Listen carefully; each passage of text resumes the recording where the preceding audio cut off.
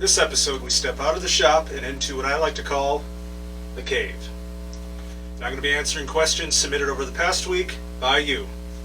I'm Dennis James. Welcome to my shop. Ish deal thing. The finished part of my basement. Because the shop, it's out there.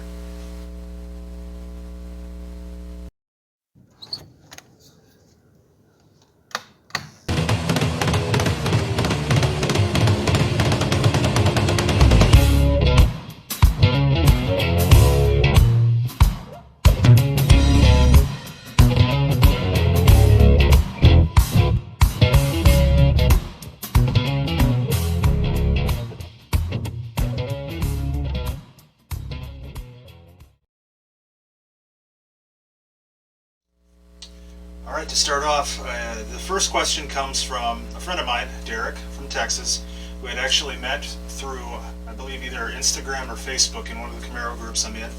Derek asks, when are we getting some driving action in the Camaro? Soon, Derek. Hopefully very, very soon. I'm actually beginning work on the Camaro as we speak, which is another reason why we're down here. I didn't want to give too much away. Obviously, if you like, subscribe, you'll get a heads up on all that. Should be on its way pretty soon. Next question comes from yet another friend of mine, Bobby, who I met through my father-in-law. Bob says, any plans for a lift kit for the F-150? Well, Bob, not so much a lift kit, but more like a leveling kit. Now, if you don't know what a leveling kit is, just basic breakdown of it. You remove the front struts from the truck, and there's a little spacer that goes in between the strut and the top strut mount. You can have 2, 2.5, 3, maybe 3.5 inch, but you want to stick with that 3 inch or lower to as not screw up any geometry of your suspension, what have you. So I've actually been looking at either the Rough Country leveling kit, or I believe it's called the Mammoth leveling kit. I'll probably go with like a 2, 2.5 inch, and you could possibly see that on a future episode. In keeping with the F-150, the next question comes from Paul, who just so happens to be my father-in-law. Paul writes, what are the chances that we find ourselves washing deer blood from the bed of the truck this fall? Now, I know some of you might be thinking this has nothing to do with the shop or anything, mechanical, but I did say in my post about the questions for this episode, anything to do with the Camaro or the F-150. Anyway, Paul, well, I hope that those chances are very, very high, because it's been a while for a guy, and it would be nice to see a little red splashed on that white truck. Alright, next question, and keeping within the family, comes from Rachel, my sister-in-law. Rachel writes, Rebecca would like to know when she can go for a ride. Now, some of you may know, I do have a new niece who was born in February. That's Rebecca. Rachel, I'd have to say, maybe once the car is roadworthy. She probably needs to get in line, because there's a little bit of a line for people that want to actually ride in the car yet. But she'll get her chance. Alright, next question. Dennis, do you have any automotive influences? And if so, who and why? I'd have to say, starting off, first one off the top of my head would be the guy who started it all for me, Mr. Chip Foose. And if you don't know who he is, just Google him, and I guarantee you one of the first things that'll pop up is his show, Overhauling. That's where it all began, and it just went from there. Another influence of mine, I would have to say, is Jesse James. Now, you might recognize the name, and if you don't, again, look him up. He's probably most famous for his shop, West Coast Choppers. In the recent years, he's closed up shop, moved from California to Texas. Wise move, Jesse. And you also might know him from a show he did in the early 2000s, I believe, was called Monster Garage. Why is he one of my influences? The guy's good with his hands. all of his choppers he's built by hand. He can shape metal like no other. And because of him, I have a new love for motorcycles, which I've known was there for a while, but going back and watching some of his old shows and even some of his new content, that love has grown a little bit more. Another one that comes to mind is, I'd have to say, Mike LaValle. Now, if you don't know who he is, do a search for Mike LaValle True Fire. Now, what True Fire is a little airbrush deal that he kind of pioneered, and it's pretty much what it sounds like. It's literally looks like fire coming off of whatever he laid it onto. It's just these intricate flames and airbrush work that he done, and unfortunately we've lost him in the past couple years or so, and to me it's been a rather tragic loss to the automotive industry, and there's, to me, no other one like him. A couple more influences I'd have to say are David Freiberger and Mike Finnegan. Now, they're probably best known for their show on Motor Trend called Roadkill, and if you haven't had a chance yet, look them up. You probably get a good kick out of it. They get some good content out there, and they're one of my favorites.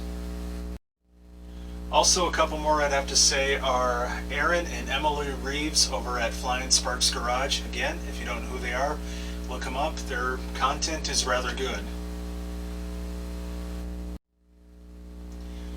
Alright, to wrap up the whole influence question, I'd have to say another one that comes to mind is Mr. Joe Martin from Martin Brothers Customs in Texas.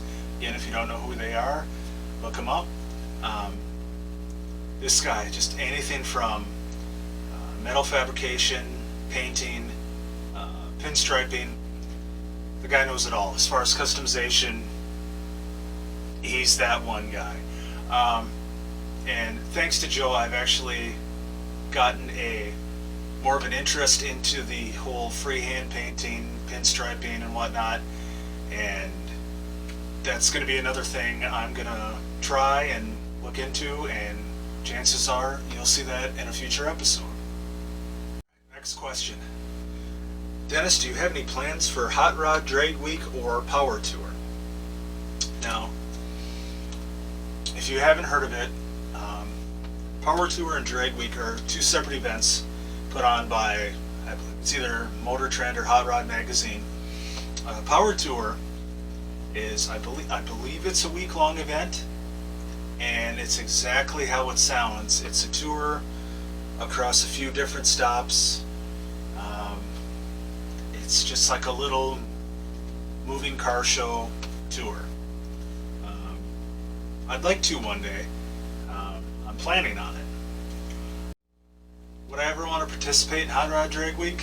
Absolutely. Now, for those of you that don't know what it is, I believe it is a week-long event. It is, I want to say, 4 tracks in 5 days. And what you do is you show up on the first day with your street legal race car, or as street legal as it can be. You'll go through tech inspection to make sure your car is good for the week, safe enough, legal enough for all the drag strips. And then the first day, you're going to race. You're going to turn in your best time slip for that day, and what you're going to do is, whatever you brought your car in on, trailer, hauler, what have you, that will be impounded for the week, and you have to actually drive your car to the next event, the next track, and you have to follow directions that they give you and stop at any checkpoints, take pictures of your vehicle at the checkpoint to prove that you were there. And you're going to repeat that throughout the week, and each day you're just going to go for your best time. They'll be averaged at the end of the week. When you return to the first track for the final day, obviously you're going to have to get back there to get your car, hauler, trailer, what have you, and the person with the best average in each class wins. And win or lose, I think it would be, quite the deal. And yeah, absolutely, I would very much like to participate. Next question. Camaro for sale.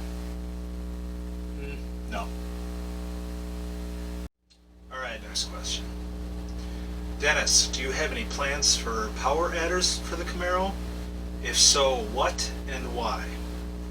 Now, your basic power adder consists of either nitrous, a supercharger setup, or a turbocharger setup. Honestly, it's a toss-up between a supercharger and a turbo. I've always been a supercharger kind of guy, always have been, most likely always will be. I love the sound of them. They just got that deep, muscly, just badass sound to them, and honestly, you really can't go wrong with them.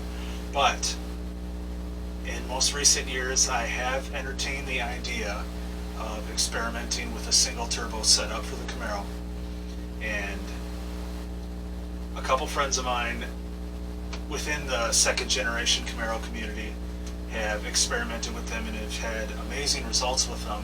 So obviously I can probably reach out, get advice from them, and see where it goes. Where is it going to go? I'm not sure, but obviously you will probably see that when it does come up in a future episode. Alright, last question. Dennis, what are your plans this year for the Camaro, and is it actually going to be on the road? Now, I've heard that question so much lately, and the answer is, for part of that question, yes, it will be on the road this year. My plans for it, I pretty much stated them, I believe, in the last episode, and if you haven't seen that, please go check that out. But just to sum it up, I'm updating the fuel system, just, a fuel filter, tuning the carb. I might pull it apart, clean it, tune it up. I know I'm replacing the spark plugs. I'm getting new plug wires. I'm just upgrading the ignition system somewhat. Upgrading the cooling system. I got a new radiator from Cold Case Radiators. Excellent company, excellent product. If you haven't, check them out. I'm also doing some suspension upgrades. I'm dropping the back, I'd have to say, half an inch to even it out. If, like, again, in the last episode, you may have seen that one side sits a little higher than the other. I'm going to level that out, and maybe drop it an inch or two. You'll find that out soon. I'm also upgrading the tires on it. The tires on it right now are just, they're old, they're starting to dry rot, and one of them has a little tread separation going on. So basically just getting it drivable again, tuning it best I can, and just driving the hell out of it, because no car deserves to sit like that, and you got to get them out there and you got to drive them. Well, that's going to do it for this episode, and if you haven't already, please like, subscribe. Don't forget to hit that notification bell. That'll give you a heads up on future uploads. And as always, get out there, get wrenching, keep those dreams alive. We'll see you next time.